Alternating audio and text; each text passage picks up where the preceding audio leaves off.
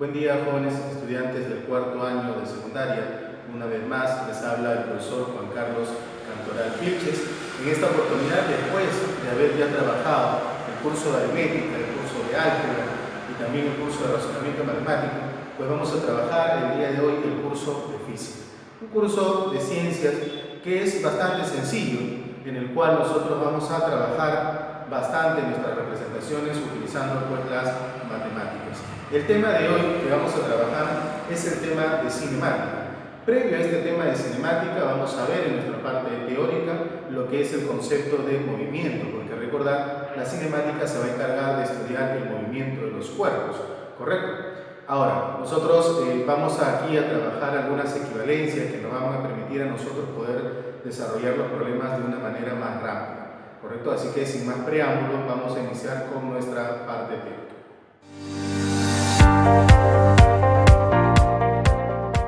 Bien, entonces empezamos con nuestro tema. Vamos con nuestra pequeña parte teórica, vamos a tratar de resumirla bastante para poder pasar al bloque de ejercicios propuestos. Como ya recordamos, nuestro tema exactamente es movimiento rectilíneo uniforme, pero para eso vamos a ver de manera general la parte de cinemática, ¿correcto? Así que empezamos nuestra teoría. Bien, entonces ya hemos dicho que nuestro tema es cinemática y la cinemática se va a encargar de estudiar el movimiento de los cuerpos, ¿correcto? Entonces vamos a empezar por definir cuándo un cuerpo se encuentra en movimiento, ¿correcto? Decimos nosotros que un cuerpo se encuentra en movimiento cuando cambia de posición a través del tiempo respecto de un sistema de referencia, ¿correcto? A ver, aquí hablamos de un sistema de referencia y hablamos de que este cambio se produce a través del tiempo. Entonces nosotros tenemos que trabajar, ¿correcto?, en un sistema de referencia que por lo general para nosotros es el plano cartesiano, ¿correcto? Para nosotros nuestro sistema de referencia es el plano cartesiano. Es en este plano donde nosotros ubicamos todos los puntos en los cuales nosotros queremos estudiar. Nos habla de que este cambio se da a través del tiempo, entonces necesitamos también un sistema temporizador, ¿correcto? Comúnmente un reloj o un cronómetro, ¿sí? Dice que aquí, para que un cuerpo tenga movimiento, se tiene que producir un cambio de posición. Pero la pregunta sería, ¿no? Ahí tengo un cuerpo. Por ejemplo, la pregunta sería, ¿un cambio de posición con respecto a qué? Porque si tengo un sistema de referencia, es porque este movimiento se tiene que dar respecto a algo, ¿correcto? En referencia a algo. Por lo tanto, entonces, nosotros ubicamos como punto de origen, ¿correcto?, el origen de coordenadas, y ese origen de coordenadas vendría a ser el punto por el cual se encuentra un observador, ¿correcto?, divisando el movimiento o cambio de posición de un cuerpo, ¿correcto? Esta esferita que nosotros tenemos aquí, que inicialmente se encuentra acá, con respecto a nuestro plano cartesiano y a nuestro origen de coordenadas, yo puedo ubicarlo a partir de una flechita, ¿correcto? Esa flechita me indica a mí que se llama posición inicial, ¿correcto? Esta esferita, ¿correcto?, se ubica en este punto respecto del origen. Pero cuando esta esferita empieza a moverse, ¿correcto?, empieza a cambiar de posición, como por ejemplo ahí, empieza a cambiar de posición, y terminó en esta otra posición, por lo tanto esa vendría a ser para mí mi posición final. Ahora, esta secuencia de puntos por donde pasó esta esferita se le llama trayectoria, ¿correcto? Y el cambio de posición desde el punto inicial hasta el punto final viene a llamarse desplazamiento.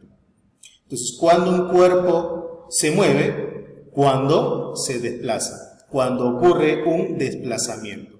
Correcto. Tanto la posición inicial como la posición final y el desplazamiento son cantidades vectoriales, por eso es que su representación es mediante una flecha. ¿Correcto? Son cantidades vectoriales, por eso es que se representan mediante una flecha.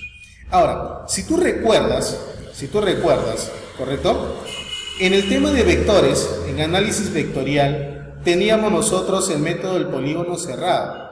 Ese método decía que los vectores que van en una misma secuencia equivalen a los que van en secuencia contraria, correcto, en otra dirección, en otro sentido. Por ejemplo, aquí RI y triangulito R van en una misma secuencia y en secuencia contraria va RF. Por lo tanto, entonces yo digo del gráfico, la posición inicial más el triangulito R, que es el desplazamiento, equivale a la posición final. Y eso es algo lógico, ¿no? ¿Dónde te ubicas al final? Allá, de donde empecé, más lo que me he movido. ¿Correcto? De aquí, nosotros haciendo una transposición de términos, tendríamos que el desplazamiento sería la posición final menos la posición inicial. Ahora, cuando yo hablo, porque aquí hay algunos términos que de repente tratan de confundirse, ¿no? Por ejemplo, también hablamos nosotros de distancia. ¿Qué vendría a ser una distancia? La distancia vendría a ser el módulo del vector desplazamiento. ¿Qué cosa es el módulo? El tamaño, la magnitud, la longitud. ¿Correcto? ¿Sí? Ya está. Entonces, ¿y aquí también llamamos recorrido? A la longitud de toda la trayectoria. ¿Correcto? La longitud de toda la trayectoria se llama recorrido. Dependiendo de la trayectoria que siguen los cuerpos, para poder clasificarlos. Si los cuerpos siguen una trayectoria recta, entonces el movimiento es un movimiento rectilíneo. Si los cuerpos siguen una trayectoria curva, entonces el movimiento es un movimiento curvilíneo. ¿Correcto? ¿Sí? Pero a nosotros nos toca estudiar el movimiento rectilíneo uniforme. ¿Recuerda tú? ¿Por qué se llama movimiento? Porque ocurre un cambio de posición. ¿Por qué se llama rectilíneo? Porque sigue una trayectoria recta. ¿Y por qué se llama uniforme? Vamos a verlo en la siguiente presentación. ¿Correcto? Pero antes de eso, de definir las características del MRU, vamos a encontrar un par de diferencias. Por ejemplo, primero, velocidad. ¿Qué cosa es la velocidad? Es una magnitud física que nos indica cuán rápido cambia de posición un cuerpo respecto de un sistema de referencia. Ahora, las velocidades pueden ser de dos tipos. Pueden ser velocidades medias, ¿correcto? O velocidades instantáneas. Velocidades para un intervalo de tiempo o velocidades para un instante de tiempo. ¿Correcto? Por ejemplo, de repente alguno de ustedes sí ha podido observar las velocidades instantáneas cuando se han desplazado de repente en algún bus interprovincial y ese bus en la parte delantera tiene una pantallita en el cual muestra una velocidad que va cambiando constantemente. Esa velocidad te indica una velocidad instantánea. Es la velocidad que tiene ese móvil en ese instante de tiempo en el que tú estás observando esa pantallita. ¿Correcto? En cambio, la velocidad media, ya que ocurre en un intervalo de tiempo, es muy distinto. ¿Ya? No es en un instante de tiempo, es en un intervalo de tiempo, de repente en 10 segundos, en 1 hora, en 2 horas o durante todo el viaje. ¿Correcto? Una velocidad promedio de viaje. En cambio, la rapidez, ¿qué cosa es la rapidez? La rapidez es el módulo de ese vector velocidad. ¿Correcto? La rapidez es una cantidad física escalar que nos expresa el vector velocidad. ¿Ya? Que nos expresa el módulo. Ahora, aquí hablamos de magnitud física vectorial, vector. En la presentación anterior, o la diapositiva anterior, vimos también lo que era posición inicial, final y desplazamiento a manera de vectores. ¿Y recuerdas tú qué cosa era un vector? Un vector te indicaba algo más que un escalar. Correcto, se diferenciaban en eso. El vector te daba una información más. El escalar solamente te da un valor, mientras que el vector te indica ese valor hacia dónde se está produciendo. Por ejemplo, tenemos estos dos valores. 2 metros por segundo y más 2 metros por segundo. Hay uno de ellos que me indica algo más. 2 metros por segundo, el primer valor, me indica cuán rápido se mueve un cuerpo. Mientras que el segundo valor me indica algo más. Profesor, pero si los dos aritméticamente hablando son lo mismo, sí. Pero si yo hablo de manera vectorial, estos dos son distintos. Porque este más 2 metros por segundo me indica que el cuerpo se mueve a la derecha. Profesor, ¿cómo es eso que se mueve a la derecha? Sí. Porque al tener signo positivo, correcto, en una recta numérica, en una recta unidimensional, los valores positivos se encuentran a la derecha. Por lo tanto, entonces, el primer valor vendría a ser llamado rapidez y el segundo valor sería llamado velocidad. ¿Por qué? Porque me indica algo más. Me indica esa rapidez hacia dónde va actuando. ¿Correcto? Y ahora sí, después de haber visto la diferencia entre velocidad y rapidez, vamos con el movimiento rectilíneo uniforme. Habíamos dicho que se llama así porque los cuerpos están en cambio de posiciones. Rectilíneo porque su trayectoria es una línea recta y uniforme porque aquí la velocidad es constante. Correcto. El módulo de la velocidad y la dirección de la velocidad siempre va a ser la misma en todo el movimiento de los cuerpos. Aquí lo que se cumple es que a intervalos de tiempos iguales, distancias recorridas iguales. Y eso es lo que podemos observar nosotros aquí en nuestro gráfico. A tiempos iguales, distancias recorridas iguales.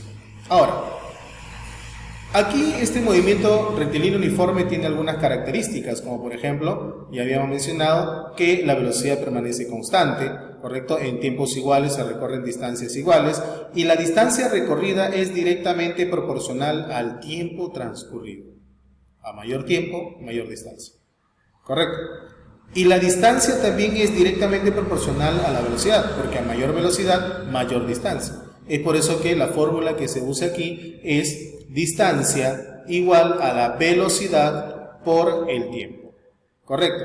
La velocidad por lo general, bueno, por lo general no, de acuerdo al sistema internacional, ya hemos visto que se mide en metros por segundo, el tiempo en segundos y la distancia en metros.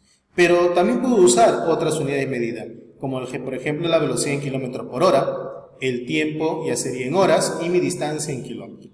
Ahora, debo yo tratar de buscar que exista una homogenización en cuanto a las unidades de medida, ¿correcto? Si yo tengo mi velocidad en metros por segundo, pero mi distancia en kilómetros, tengo que realizar cambios. Y aquí vienen los factores de conversión.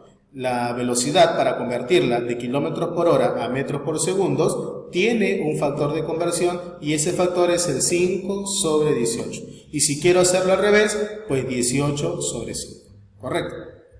Pero aquí hay algunos casos particulares que nos permiten a nosotros obtener dos equivalencias para poder trabajar más fácil los problemas del MRU. A ver, el famoso tiempo de encuentro. Cuando dos cuerpos se encuentran separados cierta distancia d y de pronto van uno al encuentro del otro. ¿Correcto?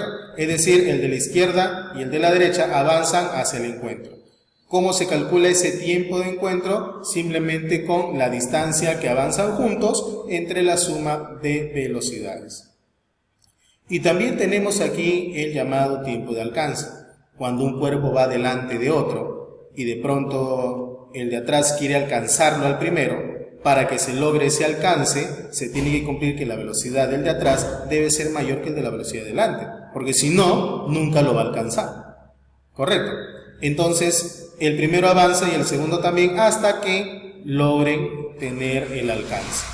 ¿Correcto? Ahora, las demostraciones de estas dos equivalencias tienen una demostración utilizando la geometría, exactamente la parte de segmentos. ¿Correcto? ¿Sí? Entonces mi equivalencia para el tiempo de alcance aquí va a ser la distancia recorrida o la distancia de separación que tuvieron al inicio entre la diferencia de velocidades. ¿Correcto? Ahora les decía que la demostración tiene su base en la geometría. Por ejemplo aquí, esta distancia tú la puedes calcular, es la velocidad de A por el tiempo. Esta distancia es la velocidad de B por el tiempo. Y la suma de estas dos distancias te da la distancia más grande. Y de manera muy similar aquí, esta distancia de B es la velocidad de B por el tiempo. Esta distancia de A, que es el que más recorre porque es el que va a alcanzar al otro, es la velocidad de A por el tiempo. La suma de estos dos segmentos me da el segmento más grande. Y despejando mis operaciones, pues demuestro el tiempo de alcance. Bueno, esto es en resumen nuestra parte teórica. Dependiendo de los problemas vamos a ir viendo cosas adicionales, como por ejemplo de repente el trabajo con gráficas del movimiento, ¿no? Gráficas posición versus tiempo, o de repente la gráfica velocidad versus tiempo. ¿Correcto? Así que material en mano y vamos a pasar a nuestra parte práctica.